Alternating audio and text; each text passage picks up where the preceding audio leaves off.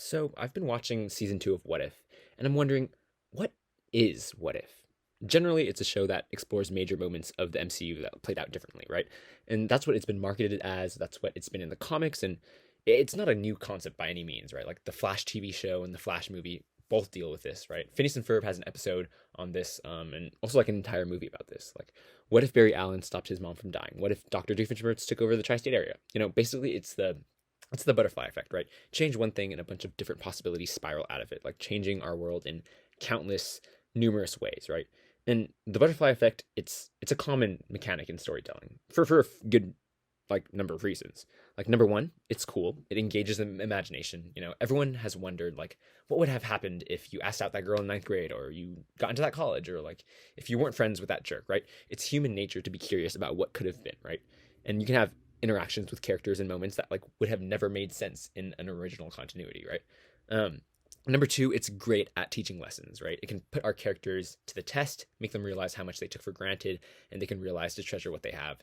Number three, it cuts to the core of who we are. It makes us reflective of our own choices, our own decisions. Like, are we right? Are we wrong? What are the choices that we're making right now that will haunt us later? Like, what are the choices that we're going to be grateful for later?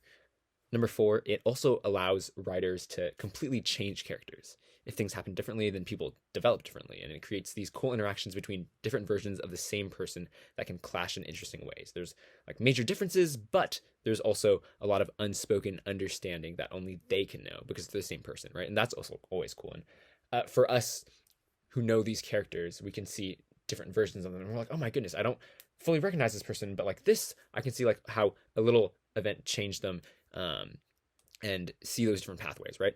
But most of all, number five, it defines our characters and allows our characters to define what they want to be, right? Building on number four, because of that comparing, that contrasting, you can see what is at the core of each character, what stays the same throughout different universes. And you can also like give them difficult crossroad decisions to make. And basically, the butterfly effect gives writers an easy and compelling vehicle for characters to evolve, overcome, and grow. And that's basically what all storytelling is about, right? We want to see people grow, change, fight, overcome, struggle. And the very first What If comic understands this. The premise of the first comic is, what if Spider-Man had joined the Fantastic Four? And basically, Peter Parker joins the Fantastic Four to alleviate his money problems. And now, instead of the Daily Bugle hating him and like the public thinking he's a menace, the world loves him, they accept him, and now you get the Fantastic Five instead of the Fantastic Four. And it's cool and everything, but Sue is demoted to being the guy in the chair. She's basically someone who monitors things from the base during their missions. And eventually, after a few months of fighting and doing Fantastic Five stuff, Sue meets Namor and she falls in love with him. And then she chooses to leave the team and become an Atlantean because of the neglect that the team has given her, now that Peter is there, right? And this comic understands the what if concept, that butterfly effect idea, right? It's cool to see Spider-Man in a Fantastic Five suit and like him joining the team and whatever. But more importantly, like it disrupts Marvel's first family, and it shows how all of the team relationships can change and suffer and grow in different ways. And it shows how vital Susan is to the team, and Sue, like she's been the glue of the team in like the main timeline, right? And she's sacrificed so much for them, and like in this version, like she has finally had enough and she decides to choose something for herself because the team has stopped choosing her, right? And it's a sad what if, but it highlights different importances and connections among the team, right?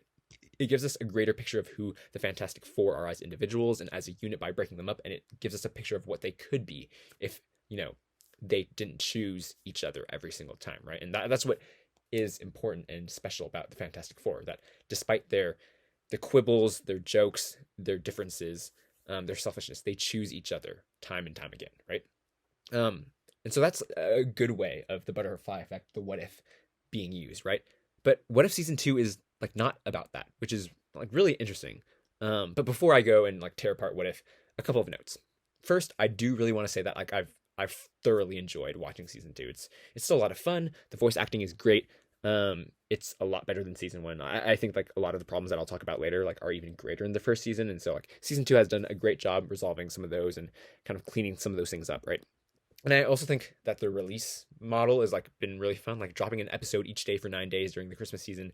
That's super fun. It's a good compromise, I think, between like the full drop season versus like the weekly releases, right? It's been like fun to talk with friends daily, and I don't think it's too big of a time commitment, like 30-minute episodes. Like it's cool. So I've really enjoyed What If season 2.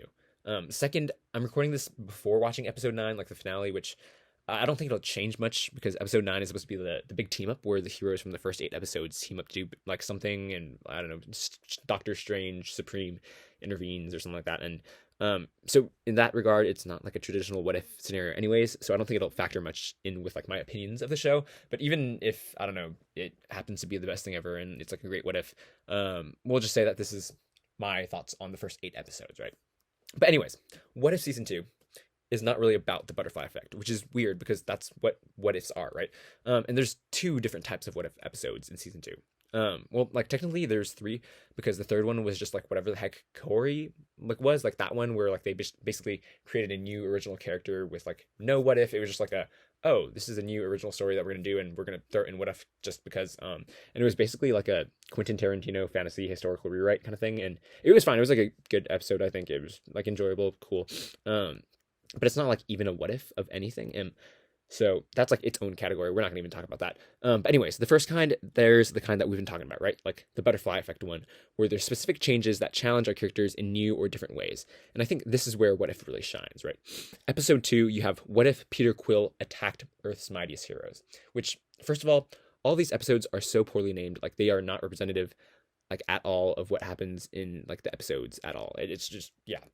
Anyways, instead of being raised by the Ravagers, what if like Peter Quill was raised by Ego, right? And of course, Ego is going to use his son to conquer the worlds, and that means he's going to attack Earth in 1988. And so Peter and Ego fight the Earth's heroes like King T'Chaka, Goliath, the Winter Soldier, Hank Pym's Ant-Man, and Wendy Lawson's like Captain Marvel type character. And through that, we see Hope living up to her namesake. Like she gives hope to Peter and to her father. Like she affects them both. And then we see Peter's daddy issues being resolved a lot earlier and him being welcomed into a new family. So like instead of having the Guardians, we see him get like into family with Hope and Hank and really have that father figure instead of Yondu.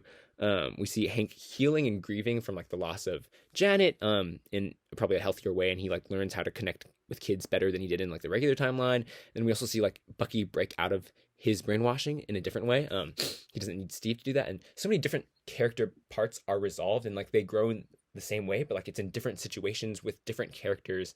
And so now those huge connections and relationships that we know like in the MCU proper, like Peter with the Guardians and the Ravagers, like they don't exist anymore, but like they still have come in the form of like Hope and Hank. And this is what like makes a what if really good, but it's also what makes it like hard to write, right? Because it's not just about the original what if, like, oh, what if Peter Quill was raised by Ego? Like these episodes are really about how the implications of the what if create new problems for our characters to solve, right? And even though like this episode is great, it didn't even unpack like the possibilities. Like it didn't even scratch the surface of possible implications. Like what are the moral implications of killing an alien kid who's a threat to this Earth, right? Like how do the new Avengers bond and work as a team? How are they better or worse than the Avengers that we know and love, right? If Peter Quill like doesn't have that chip on his shoulder from being a Ravager, like what does he become? Like what are his like big traits? Is he snarky? Is he still kind of cocky? Is he still dumb in some ways? Like how does that happen? And then like how does Hank balance being a superhero and a single dad? And how does the unbrainwashed Winter Soldier on the loose affect the end of the Cold War? Like how does that happen, right? There's so much here. And that's like the first kind, right? And we also see episode 4, 5, and 7 be those kinds. Like what if Iron Man crashed into the Grandmaster? What if Captain Carter fought the Hydra Stomper? What if Hela found the Ten Rings? They also do this as well. And I think the Sakaar and Hela episode, they have the right ideas and they just execute them kind of poorly. But like the Captain Carter episode, that one's fantastic. I could have done a whole like video on that. But anyways, I think these 3 episodes plus the Peter Quill one, like they see the vision of what a what if could be, right? But then there's like the second kind of what if episodes, and these are what I like to call like the genre episodes, which I think are just bad and like no one asked for these.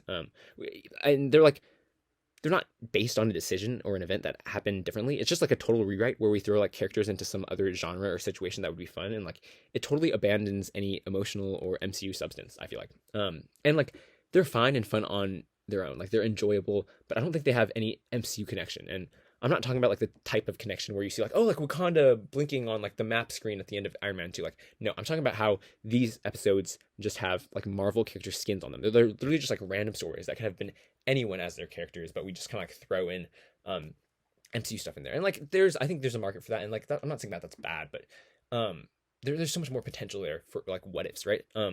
I think in episode 1 there's a good example here. Like, it's what if Nebula joined the Nova Corps, and it's basically Nebula in Blade Runner 2049. And like, I really really dislike this one because it just doesn't make sense. Like, why, as MCU fans, are we interested in Nebula joining the Nova Corps? Like, in the MCU proper, like the Nova Corps, they're not even really a thing. There's like the Guardians, kind of somewhat like antagonists, not really. They're just kind of there to like give a little bit more world to Xandar, and like we don't even know who they are, what they do, and like the entire episode, like Nebula talks about taking an oath, and like she has to do this because she took an oath, and how she feels betrayed by the Glenn Close homie because she broke the oath, and like, what about the oath, and like, what does that oath even mean? Like, yeah, I can understand that, like, the general idea of like what a military oath would be, but it means nothing to us because the Nova Corps holds no weight to us because the MCU hasn't even established it, right?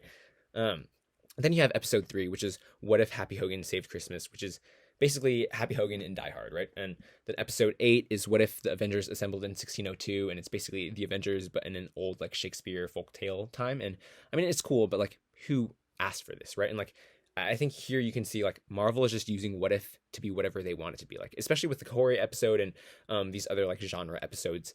They're just using what if to be whatever they want it to be, right? Which is fair. They can totally do that, and I think it's smart the way that they set up the playground of like what if for them to do that. But I think they're absolutely wasting the potential of this what if show for easier, lower hanging fruit, because like, of course it's easier to do these genre episodes because you can just copy whatever has already been done and kind of like reskin it for Marvel, right?